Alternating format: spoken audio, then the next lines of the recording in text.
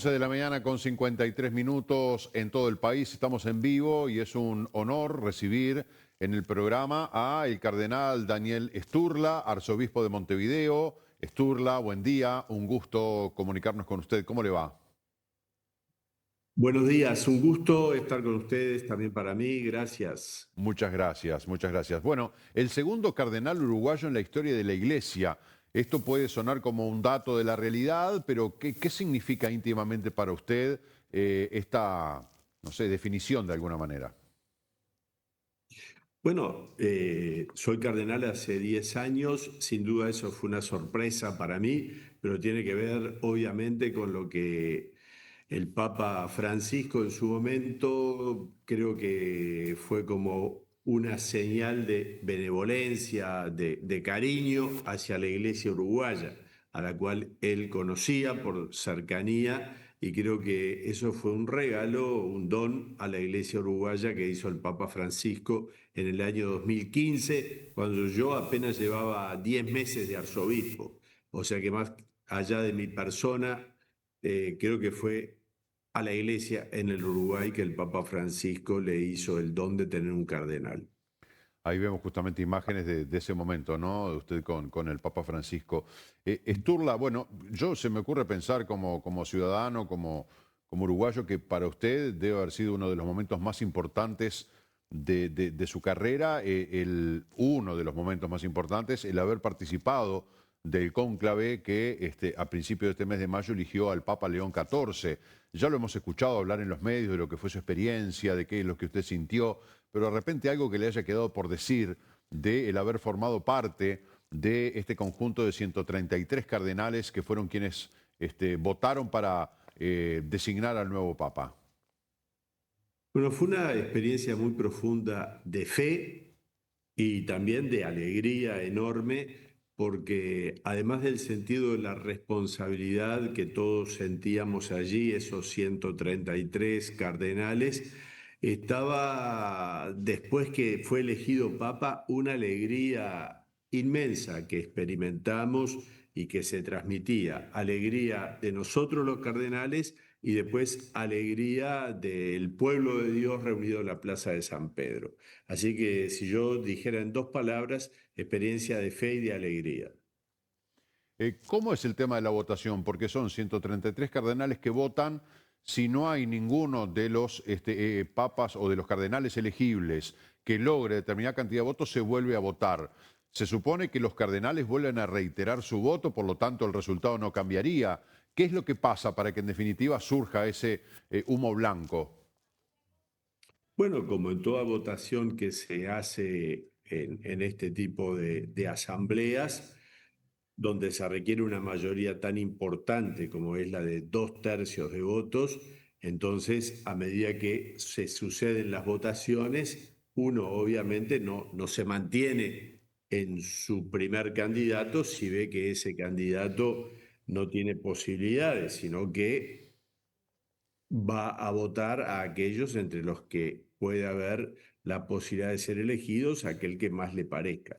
Lo que pasó aquí es que rápidamente se dio esa convergencia hacia el cardenal Prevost, que hizo que ya en la tercera sesión de votaciones, digamos así, una el miércoles, dos el jueves de mañana, dos el jueves de tarde, se haya podido llegar rápidamente a esa mayoría tan especial. ¿Y cómo se vivió ese momento? Porque la ciudadanía, la única comunicación que tiene es ver el humo blanco que sale de la chimenea. Ustedes están en un ámbito de absoluto hermetismo y privacidad. Esa comunicación con el exterior, ¿cómo se vive de adentro? Bueno, no hay comunicación con el exterior más que el que señala la estufa y el humo. Nosotros, claro, estábamos no del lado del humo, sino del lado de la estufa, de los que prendíamos la estufa, digamos así, ¿no? Y la verdad que hay una experiencia muy interesante porque eso de estar aislados mantiene, digamos así, la reserva, la reflexión, la oración, y recién después del humo blanco y después que el cardenal Prevost aceptó la elección y por lo tanto se transformó en papa y Inmediatamente se le pregunta el nombre con el que quiere ser llamado, él dijo León, entonces recién a partir de ahí el cónclave como tal se termina y después de rendirle un saludo, homenaje, obediencia al Papa, es que pudimos ir hacia la loggia que se llama de San Pedro, que es donde están los balcones desde los cuales eh, el cardenal Mambertí anunció la elección del Papa. Nosotros veíamos a través de una cortina, porque recién después del anuncio del cardenal Mambertí pudimos salir a los balcones y disfrutar la alegría inmensa de la gente por tener Papa. Habemus Papam. Usted estaba dentro de los elegibles, por más que usted señalaba de que, bueno, entendía de que como que las posibilidades eran acotadas, pero usted creo que estaba octavo en el índice de elegibilidad. Bueno, eso son cuestiones de la prensa. Ah. Eh, en lo que sucede en el interior del cónclave es secreto, o sea que allí es otra realidad. ¿Usted tenía pensado un nombre en caso de que hubiera sido elegido, un nombre para usted como Mire, papa? no, porque yo creo que eso es algo que el Papa o el candidato llega a pensarlo cuando ve que le llega el momento, digamos así, que se acerca el momento de su elección. Yo creo que es algo muy personal y también de inspiración, me parece a mí. Así que creo que allí los cardenales íbamos, o al menos en mi caso, muy tranquilo de que la elección no iba a ser por este lado. El Papa León XIV, un cardenal estadounidense, pero con doble nacionalidad, porque tiene fuertes raíces peruanas, de alguna manera también se le ve muy cercano, así como tuvimos al Papa argentino, a Francisco Bergoglio, pero llamó la atención de algunos analistas que el Papa León XIV tiene muchas posturas absolutamente contrarias a Donald Trump, menciona a Donald Trump por ser el presidente de Estados Unidos, y otras posturas más amigables, como por ejemplo, bueno, estaba en contra del matrimonio igualitario, en contra de la homosexualidad, que considera que es un pecado. Sí a favor de los migrantes, de defensa de los migrantes, a favor del cambio climático, a diferencia de Donald Trump, que claramente se opone. ¿Usted se identifica con algunas de estas líneas grandes de pensamiento del Papa León XIV respecto a Bergoglio, que ahora le voy a preguntar por el Papa Francisco? Bueno, varias de las cosas que usted ha dicho, obviamente, como supondrán quienes nos están viendo, son mucho más complejas, ¿verdad? O sea, el tema de los migrantes o el tema del cambio climático o el tema de la homosexualidad, son todos temas muy complejos donde no es blanco-negro, sino que hay matices, como en casi todas las cosas de la vida. Entonces hay que ver bien qué es lo que el Papa Francisco decía y qué es lo que el Papa León hoy sostiene, siempre en fidelidad y en continuidad con lo que es la doctrina de la Iglesia. En cuanto a posturas a favor o en contra de Trump, bueno, esas son cosas además que el cardenal Prevost expresó en cuanto cardenal Prevost con respecto a un tema concreto que es el tema de la migración. Pero obviamente hoy es el Papa quien habla y en ese sentido la Iglesia sí ha tenido una línea de continuidad que es ponerse del lado de los más frágiles, de los más débiles, en este caso de los migrantes. Eso no quiere decir una apertura absoluta de todos los países, porque eso no existe en ninguna parte del mundo. O sea que creo que todos estos temas que usted mencionaba tienen sus matices. Eh, ¿Cuál es el legado desde su mirada que dejó el Papa Francisco? Bueno, yo creo que hay un legado muy importante que tiene que ver con que la iglesia tiene que ser una iglesia en salida, como decía el Papa Francisco, una iglesia hospital de campaña en el sentido que recibe a las personas con sus heridas tal como vienen y procura sanar esas heridas con misericordia.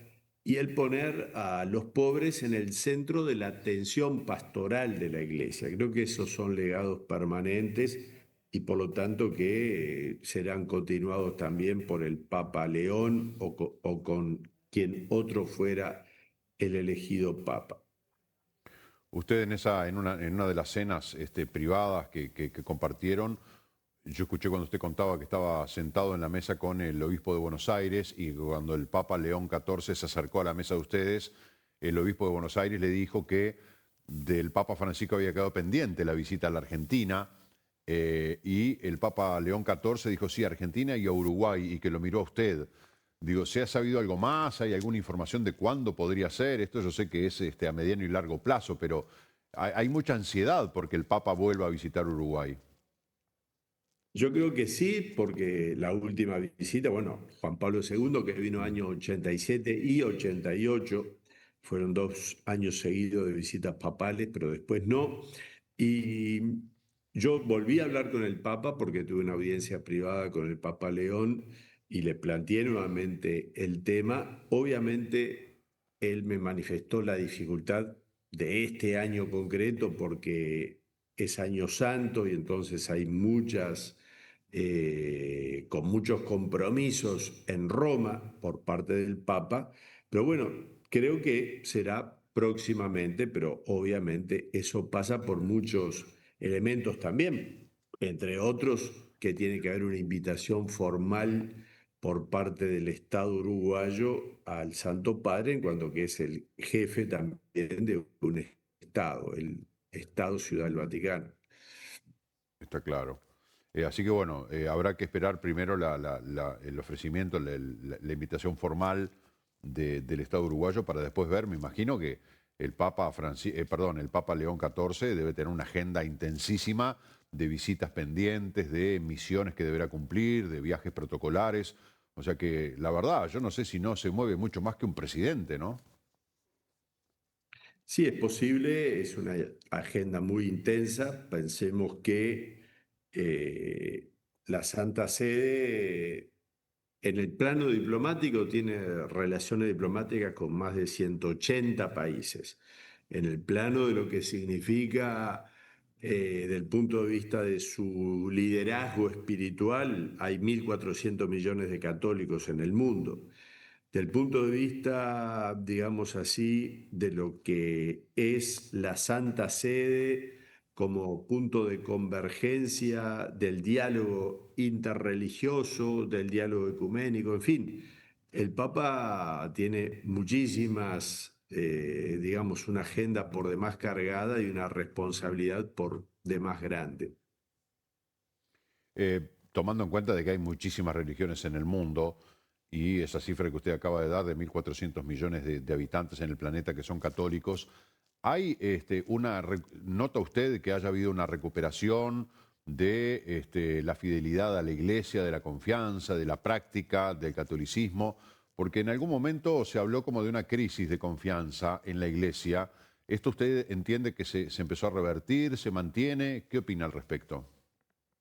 Yo creo que varía mucho con respecto a los países y a las situaciones que en cada país se viven y concretamente también a cuestiones que rebasan los países y que tienen que ver con el mundo occidental, que es donde ha habido una crisis en la fe y en la transmisión de la fe.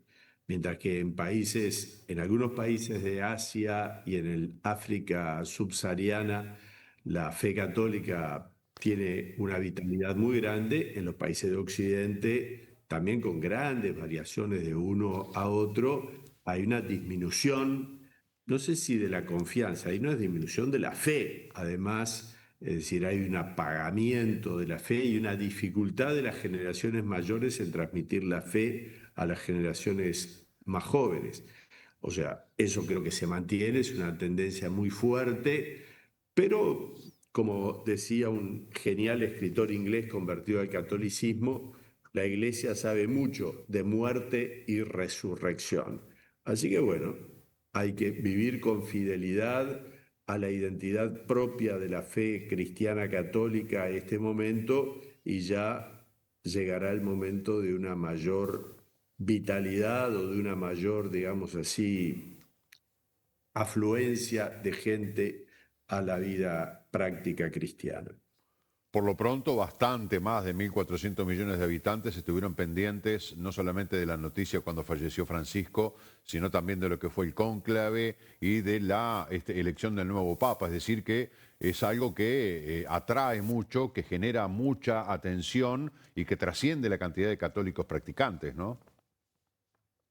Sin duda, y eso es una de las cosas llamativas de todo este episodio de la muerte de Francisco y la elección de León XIV, es decir, cómo parecería que el mundo se detuvo a ver qué estaba sucediendo, es decir, que más allá de la fe o no fe, hay un interés por lo que es la Iglesia, por lo que es el papado y por esa presencia que sigue siendo una luz en el mundo y sigue siendo un hogar donde muchas personas encuentran el calor que una sociedad muy fría por lo tecnocrático o por lo económico no llega a caldear el corazón como sí lo hace la fe católica.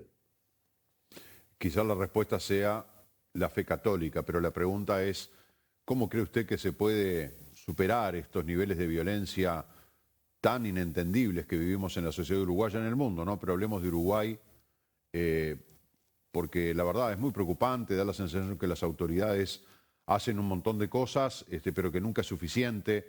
¿Qué mirada tiene usted sobre la violencia que hay enquistada en la sociedad? Bien, yo primero, si bien es cierto, obviamente, y es una realidad, también hay que distinguir momentos y situaciones, ¿verdad? Porque yo era niño y adolescente cuando en esta sociedad uruguaya hubo una violencia política tremenda que causó enormes daños y que todavía hoy sus consecuencias están vivas, en cuanto que hay un pasado reciente que sigue dividiendo a los uruguayos. Pero políticamente vivimos en paz, lo que no pasaba hace 40, 50 años. O sea, la violencia hoy es la violencia delictiva, la violencia vinculada al narcotráfico, la violencia vinculada a las adicciones. Esa es la más grave y obviamente ahí hay un tema de sentido de la vida que hace que mucha gente recurra a las adicciones porque no se siente satisfecha con su propia vida y en ese sentido hay una falta de la dimensión espiritual y en la dimensión espiritual obviamente lo religioso tiene un componente muy grande. Pero además hay intereses creados poderosos económicos que hacen que el narcotráfico mueva una cantidad de dinero tan grande que hace que toque mucho la realidad de países, ya sea de los países grandes y ni que decir en países pequeños como el nuestro, donde el poder del narcotráfico puede hacer estragos. De hecho, los está haciendo. Pero también está las otras cosas que han sucedido y que tienen que ver con esa falta de, digamos, de sentido de la vida que hace que, por ejemplo, las picadas famosas que se están desarrollando con consecuencias lamentables tienen que ver también con eso de tengo que buscar cosas que me exciten porque no me alcanza la vida común, digamos así, para tener una satisfacción que me plenifique. ¿Y la solución por dónde pasaría? Bueno, yo no tengo la solución, sí entiendo No, su que opinión, cardenal, se entiende. descubrir, sí, es decir, yo entiendo que una parte es obviamente subrayar la dimensión espiritual de las personas. Pongo un ejemplo y yo tendría que ir concluyendo, le aviso también porque tengo otro compromiso ahora, y es en las cárceles hay una situación dramática, pero al mismo tiempo en las cárceles por el hecho de que están las personas en esa situación, el Estado ha llegado a conveniar hace muchos años con las iglesias la atención espiritual en las mismas. Yo digo, nos preocupamos cuando ya están las personas en la cárcel, ¿no sería bueno preocuparse de la atención espiritual también antes, es decir, de prevenir, de fomentar aquellas cosas que realmente tienen que ver con el sentido de la vida, con la defensa de la vida. Es posible que en esta sociedad estemos planteando el tema de la eutanasia cuando todavía no se ha instrumentado y, digamos así, habilitado y facilitado los cuidados paliativos. Vamos a poner otro ingrediente que tiene que ver con esa cultura de la muerte, disfrazándola de compasión. Bueno, esas cosas obviamente tocan el sentido de la vida de las personas y tienen consecuencias que no se perciben porque tienen consecuencias pedagógicas en la mentalidad que van dando pie a que sea la mentalidad mayoritaria. Yo no quería hablar de la eutanasia porque es un tema como otros que mencionamos en esta entrevista que da para un análisis muy profundo. No teníamos el tiempo y menos ahora que usted dice que tiene un compromiso y que se tiene que ir, pero claramente hay que padecer la agonía de un familiar cercano para de repente tener otra dimensión, más allá de ideologías o de bibliotecas. Hay que ver el sufrimiento de las personas en determinadas situaciones para de repente poder extender un poco más el pensamiento de uno, ¿no? Pero bueno, seguramente Bueno, pero yo a eso se lo respondo claramente. A ver. Por eso nadie quiere que nadie sufra. Nadie quiere ni sufrir uno ni ver sufrir a los que uno quiere. Mm. Y la eutanasia no tiene nada que ver con esto, No, porque no, con no, eso son temas sí aparte, tiene no, que no, no. ver los cuidados paliativos que aseguran a la persona que va a tener la sedación y el acompañamiento y al mismo tiempo el cariño y no hacerlo sentir un peso del cual tiene que librar a los suyos y librarse a sí mismo. La vida nunca es un peso. Obviamente que para ello se necesita esa instrumentación de cuidados que están unidos obviamente al cariño que puede sentir una persona cuando es querida y no cuando se siente a sí misma o la sociedad lo hace sentir como un peso. Claro, el tema es que los cuidados paliativos como que también tienen un límite. Llega un momento en el que ni siquiera los cuidados paliativos logran aliviar o hacerle a esa persona menor el sufrimiento, ¿no? Pero bueno, es un tema muy interesante y más para compartirlo con usted, Cardenal. Pero bueno, lo convocaremos en otro momento que nuestras agendas lo permitan para conversar de estos temas que a la gente siempre le gusta escuchar la opinión de la Iglesia. Gracias. Bueno, Gra- mucho gusto. Ha sido un gusto. Que Dios los bendiga. Gracias igualmente para usted, Cardenal, que lo vaya muy bien. Gracias. Bueno, el cardenal Daniel Sturla, arzobispo de Montevideo, bueno, temas re interesantes. Yo tenía anotada acá posturas sobre la eutanasia y otros temas, pero bueno, es para hacer una entrevista exclusivamente sobre eso, porque son temas profundos, es para debatirlo en largo, no es para una preguntita de 2 minutos. Por eso prefería ni tocar el tema, pero ya que el cardenal había hecho referencia al tema de la eutanasia, bueno, que es un tema que se debate, ¿no? Que incluso la nueva legislatura parlamentaria está abordando otra vez el tema, un proyecto de ley que fue presentado en la legislatura anterior, que no se llegó a votar, se vuelve a discutir, es un tema muy polémico, hay gente que tiene posturas absolutamente favorables a la eutanasia, hay gente que tiene posturas absolutamente contrarias a la eutanasia, basado fundamentalmente en el cuidado paliativo, que son herramientas que hay para brindarle a una persona, a una persona doliente, enferma, a una persona terminal, si se quiere, para que tenga una calidad de vida y no una suerte de homicidio asistido. Hay también algunas palabras que se utilizan que dramatizan la situación, pero realmente hay que ver a un familiar postrado con una dolencia que no tiene cura, que es irreversible, que no tiene forma de aliviarse, que no hay otra cosa más que sostener las 24 horas del día el dolor, el sufrimiento y el padecimiento. En esa situación, un día, 3, 5, 8, bueno, hay que vivirlo, no sé si a alguno de ustedes, seguramente a algunos les haya tocado el padecer algo así con un familiar cercano y es realmente horrible. Además de el tener que tomar una decisión de ese estilo, no es nada sencillo, eso está claro, pero está aquello del egoísmo, decir, bueno, no, que no se muera, estirarle la vida para yo no sufrir, pero y la otra persona, en fin, es un tema muy, muy debatible, opinable, todas las opiniones son válidas. Hacemos la tanda a las 12:18 del mediodía. Ya venimos.